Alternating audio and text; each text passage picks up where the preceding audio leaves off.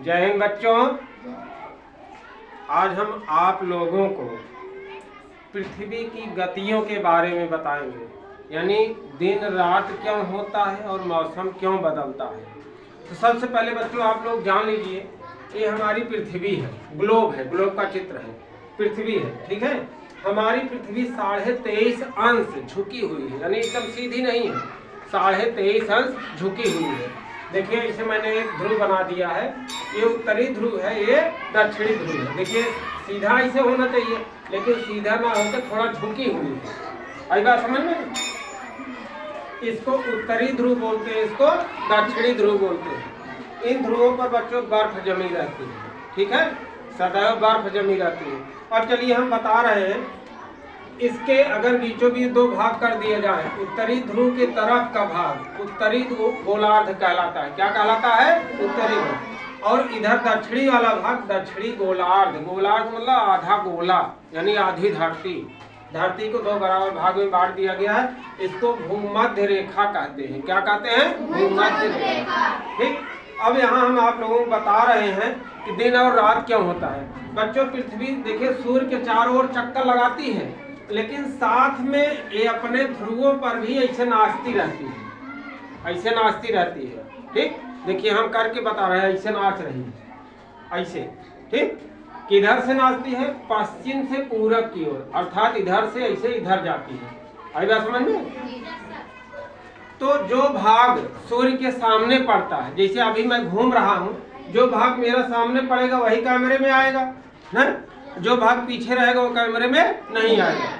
ऐसे जो भाग सूर्य के सामने पड़ता है वहाँ पे दिन होता है, और जो भाग पीछे पड़ता है वहाँ पे रात होती है। देखिए इस समय देखिए इसके सामने कौन सा भाग है? ये वाला भाग है ना, तो यहाँ पे दिन होगा और इधर रात होगी। ठीक, यहाँ दिन होगा, इधर रात होगी, यानी जो सूर्य के सामने भाग है वहाँ दिन होगा, जो पीछे वाला भाग है वहाँ रात होगी। ठीक है, यानी दिन और रात क्यों होता है? जब पृथ्वी अपने ध्रुव पर नाचती है, 24 घंटे में एक चक्कर लगाती है, नाचती है, तो जो भाग सूर्य के सामने पड़ता है वहाँ पे दिन होता है, और जो भाग पीछे पड़ता है वहाँ पे रात होती है। समझ में आया? Yes sir. दिन रात क्यों होता है सब लोग जान गए ना? Yes sir. अब चलिए हम मौसम के बारे में बताते हैं। देखिए ये अपने ध्रुवों पर नाचती हुई धरती सूर्य के चारों ओर चक्कर लगाती है, ठीक है, ऐसे जाती है पश्चिम से पूरब की ओर। आई बात समझ में? अब देखिए ये उत्तरी ध्रुव है, दक्षिणी ध्रुव है, यन है, यस है। इस समय कौन सा भाग सूर्य के सामने है? यस वाला भाग। यस का मतलब साउथ, साउथ पोल, दक्षिणी ध्रुव। ठीक है, तो यहाँ पे क्या पड़ेगा? सूर्य का प्रकाश ज्यादा पड़ेगा, सूर्य का प्रकाश ज्यादा पड़ेगा, और पीछे वाले भाग दूरी बन जाती है ना। तो जब दूरी बन जाएगी, ठीक जैसे आप अंगीठी के सामने, कंगा के सामने अगर रहेंगे, जो सामने भाग रहेगा वहां भी प्रकाश आपको ज्यादा मिलेगा, गर्मी आपको ज्यादा मिलेगी, पीछे वाला भाग ठंडा होता रहेगा ना। तो ऐसे धरती के जो सामने भाग सूर्य के सामने पड़ता है, यहाँ पे क्या होता है? गर्मी ज्यादा महसूस होती है, क्योंकि सूर्य की रोशनी यहाँ सीधे लगती है, गर्मी ज्यादा महसूस होती है, और पीछे वाले भाग में गर्मी कम महसूस होती है। इसलिए इस भाग में क्या होता है? जाड़ा। क्या होता है? जाड़ा। और पीछे वाले भाग में क्या होता है? गर्मी ना। अब देखिए यहाँ मैंने लिखा है 21 मार्च, और यहाँ देखिए लिखा है 23 सितंबर।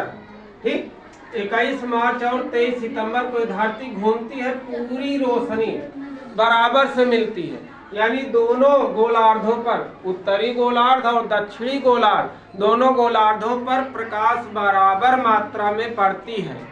इसलिए 21 मार्च और 23 सितंबर को दिन और रात पूरे धरती पर बराबर होते हैं, चाहे उत्तरी गोलार्ध हो चाहे दक्षिणी गोलार्ध हो, दिन और रात बराबर होते हैं, 12-12 घंटे के होते हैं। आई बात समझ में?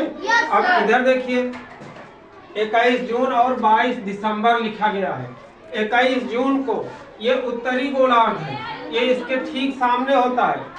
उत्तरी गोलार्ध कैसे होता है? ठीक सामने होता है। तो उत्तरी गोलार्ध में क्या होता है? गर्मी पड़ती है। अपने यहाँ देखिए हम लोग उत्तरी गोलार्ध में हैं, तो यहाँ देखिए जून के महीने में खूब गर्मी पड़ती है ना, विकराल गर्मी पड़ती है।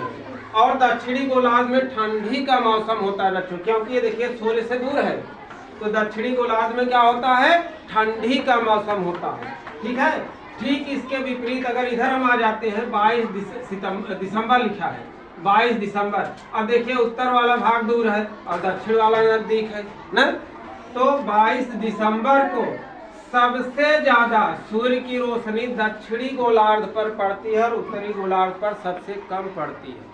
यानी सबसे छोटा दिन उत्तरी गोलार्ध में, यानी अपने यहाँ सबसे छोटा दिन कब होता है, 22 दिसंबर को। और ठंडी का महीना होता है क्योंकि एकदम हम सूर्य से दूर होते हैं। ठीक, लेकिन दक्षिणी ध्रुव पर यहाँ कौन सा महीना होता है, ठंडी और गर्मी का महीना होता है। यहाँ ठंडी का होता है, यहाँ गर्मी का महीना होता है। आई बात समझ में? अगर हमारे यहाँ सबसे छोटा दिन होता है तो यहाँ सबसे बड़ा दिन होता है, जस्ट उल्टा होगा। ठीक है, समझ में आया?